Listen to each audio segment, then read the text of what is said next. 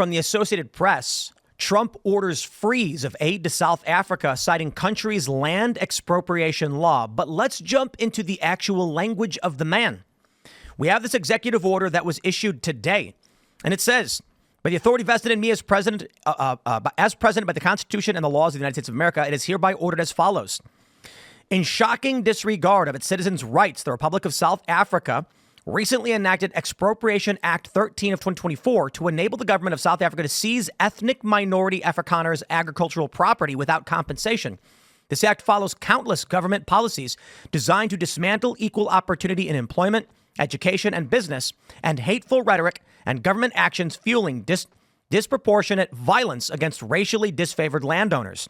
In addition, South Africa has taken aggressive positions towards the United States and its allies, including accusing Israel, not Hamas, of genocide in the International Court of Justice and reinvigorating its relations with Iran to develop commercial, military, and nuclear arrangements. The U.S. cannot support the government of South Africa's commission of rights violations in its country, or it's undermining U.S. foreign policy, which poses national security threats to our nation, our allies, our African partners, and our interests. It is the policy of the United States that as long as South Africa continues these unjust and immoral practices that harm our nation, the U.S. shall not provide aid or assistance to South Africa, and the United States shall promote the resettlement of Afrikaner refugees escaping government-sponsored race-based discrimination, including racially discriminatory property confiscation. This is a statement from the president, the highest position in this country, that, let's just be real, he is saying white people in South Africa are being targeted by racist policies to have their land stolen. Now, I got to be honest. Shouldn't all of the woke people defend these poor, oppressed minorities? I mean, they're what, 8%? Serge, you're going to have to help us out here. Is the white population about 8% of South Africa? I think it's like 8 or 13%. It's something like that. It's not 13. It's not. I think maybe 8%. I don't remember. Yeah, it is. It's kind of mimicking the United States, huh? Americans would say that is the population of African Americans here in the United States. Right. So it's a minority. So shouldn't all the woke people defend the underprivileged minorities who are having their land taken from them in South Africa? Not enough melanin. Not enough melanin. Not enough melanin. Yeah. I mean, I think in Texas now, white people are becoming a minority, and so it's Hispanics that are becoming the majority in Texas. And, you won't see it. Like it is the minorities is now just anybody that's like brown or something else, right? Or black. It's not. When whites do become a minority, it's not. They're going to change something. The wording will change or something. Oh, those are different wording. Yeah, of course. Right. Absolutely. Well, go ahead. No, go ahead. Well, in South Africa, because the whites were the colonizers, you don't actually ascribe to just the race-based dynamic, right? The power dynamic that they ascribe to is decolonization. So because they're colonizers, it's okay to attack them. It's okay to subjugate them. It's okay to cast them out. Because Frantz Fanon wrote a book called The Wretched of the Earth, and he describes the decolonization process is always violent. It's always about getting the colonizer out. So the power dynamic, it doesn't matter that they're white in this context, because it's just about having the power dynamic shift. But the interesting thing is that the history of colonization in South Africa does not mimic the colonization from other colonies. True. Like in the I'm not a historian of South Africa. Maybe Serge, you know a lot better. But I've actually read a little bit. I should say a little bit. I met a few people 20 years ago from I met a woman from South Africa. And it got me interested because she had fled. She was a young white woman and she had fled the country. And I was like, really? Like, what's that about? And she explained that her parents didn't want her to get raped. They were scared that she would be raped. And so they found au pair programs so that she could go overseas. And this was the easiest way to get a visa and get her out of the country. And so then I started just reading about what was going on. And I was shocked to find that after the end of apartheid, it rapidly became the rape capital, the baby rape capital of the world. Homicides jumped tenfold, all these crazy things. I then ended up watching a movie called Stander. And Serge knows all about this guy, Andre Stander.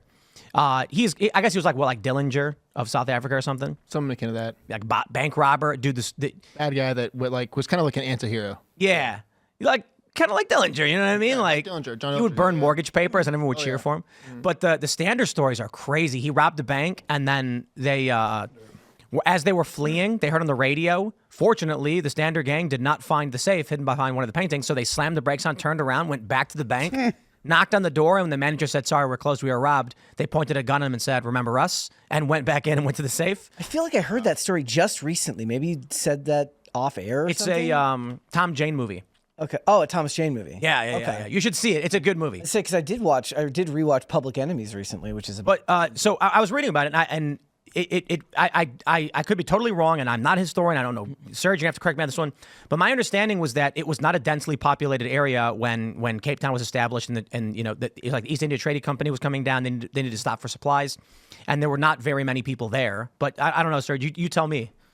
Well, it's a lot like the United States and a lot different than the United States. 1652, the dromedaris landed in the Cape, and then after that they established a trading colony, like you said earlier before the show. Established a trading colony. People liked the trading colony. Then eventually the Bantu migration occurred, which was after we had made land in South Africa. People that are like what you consider Africans came down from the north of Africa out of the jungles, because remember it's in the southern hemisphere, so the jungle and the equator is north from you, so everything gets hotter as you go north as opposed to hotter as you go south in the United States. And they all came down and then essentially made their own nations in South Africa, because they said, hey, there's open land, we can survive here, we can make our place here amongst the Khoisan, who are the original true inhabitants of South Africa. So like the idea, yeah, like you said, it's totally opposite of what people think. If they think, oh, well, white people showed up and subjugated the black people. That's completely opposite to what happened. Yeah, what I've read, and is probably largely incorrect, it's very surface level, is that it was sparsely populated. Yeah. Trade colonies were set up, which brought food, resources, technology, and then the natives that had been there started settling in and around these colonies because the excess of resource benefited them, which over 100, 200 years or 150 years results in these massive populations surrounding the major cities, which of course they set rules being like, you guys can't come in here. And then ultimately you get apartheid, segregation, and then you get the whole world being like, it's racist that 90% of the population can't access your cities. Ended it.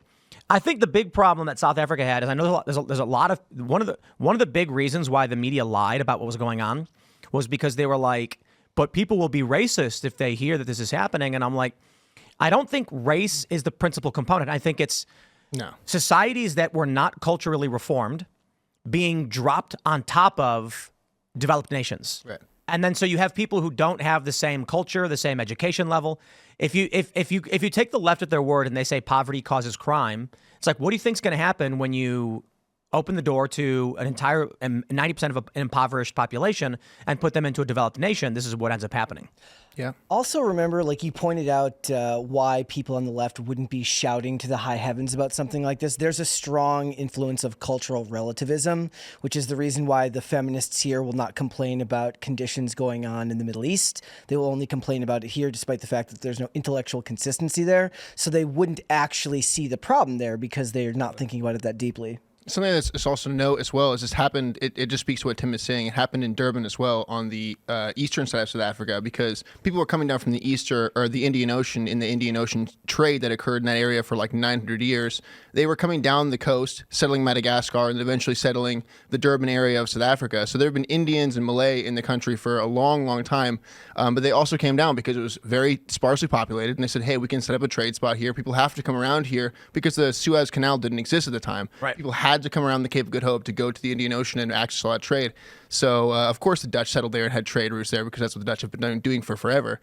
But yeah, it's like you say, it's a population of people that don't have the same cultural high trust society that we would have, or that these Indian traders would have had, that is trying to integrate, that just has never really integrated. You're never really been the same. You're seeing this happen though, even in American cities where Totally. people from other countries come and they kind of, add to the population and they change the culture of the city. You can go to your grocery store. I mean, you go to a Costco and it's completely different. And then the Costco will update the type of food it carries, right? But these cities' cultures are drastically changing because of the different type of people coming in. And the left will prop it up as like, oh, well, we get different, amazing new food. And it's like, yeah, well, okay. But also the culture is changing, and sometimes in a very negative way. And this is what I hear from a lot of these liberals when they say things like, well, isn't it great that we get Mexican food and we get, soul food and we get these things? And I'm like, yeah, I don't care about the food. I care about in Dearborn, Michigan, where they have this massive rise in female genital mutilation and no law enforcement against it because the community there, it's a natural part of their culture. Or in Sweden, where they had a rise in Afghan refugee children raping little boys, because that is also a practice that occurs in Afghanistan.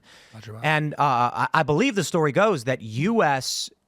Military were instructed not to intervene nor to expose the fact that in Afghanistan they have a cultural practice where it's kind of like a hazing, where young boys will grab another young boy, pin them down, and rape them. Are you talking about bachabazi? Is that what it's called? It's like the Thursday thing, bachabazi. I think I met a guy who was a cop in Sweden who quit, and he explained that there was this is happening because they resettled a bunch of refugees from Afghanistan, and these young boys were going to pools in Sweden and raping little boys because it was a cultural practice they had, and then they were being told not to report it. Yeah, it's always about like the left will always ignore this stuff happening, right? And they always go to the food, and it's so funny. I always crack up because somebody will be like, you need to go to this restaurant because it's so authentic. And it's always like a Pablo or somebody like me in the kitchen.